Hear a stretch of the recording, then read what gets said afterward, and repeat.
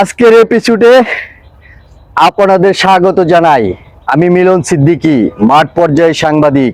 প্রতিদিন আপনাদের সামনে তুলে আনি নতুন নতুন খবর, সত্যের বাণী আর বাস্তবতার প্রতিচ্ছবি। আজকের আলোচনার শিরোনাম, উপদেষ্টা রেজওয়ান বললেন, উপদেষ্টা হয়ে পাথর তোলা বন্ধ রাখতে পারলাম না। ইত্তেফাক পত্রিকার একটি নিউজের শিরোনামে এসেছে। চলুন আমরা জেনে নেই এই বক্তব্যের পিছনের ঘটনা, প্রেক্ষাপট আর প্রতিক্রিয়া। সম্প্রতি নজরবিহীন লুটপাট হয়েছে সিলেট পর্যটক কেন্দ্রগুলোর অন্যতম কোম্পানীগঞ্জ উপজেলা বোলাগঞ্জ সাদা পাথর এলাকায়।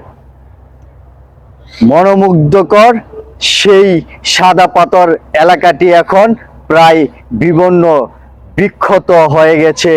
পর্যটক কেন্দ্রটি এই বিষয়ে বন জলবায়ু পরিবর্তন বিষয়ক উপদেষ্টা তিনি বলেছেন, আগে 4 বছর জাফলংয়ে পাথর উত্তোলন বন্ধ রাখতে পেরেছিলাম, এখন আমি উপদেষ্টা হয়েও পারলাম না। সোমবার 11 আগস্ট এক আলোচনা সভায় এসব কথা বললেন তিনি। সৈয়দা রেজওয়ানা হাসান ক্ষোভ প্রকাশ করে বললেন, পাথর উত্তোলনের সর্বদলীয় ঐক্য দেখেছি। একটি সুন্দর জিনিস কি করে হাতে ধরে কেমন অসুন্দর করতে হয় সেটা শিখতে হলে বাংলাদেশে আসতে হবে। চোখের সামনে অপূর্ব সুন্দর একটি জায়গা জাফলং চোখের সামনে নষ্ট হতে দেখলাম, ধ্বংসলীলা দেখলাম। তিনি বললেন, শুনলাম এই পাথরগুলো নাকি তুলতেই হবে। কেন তুলতে হবে?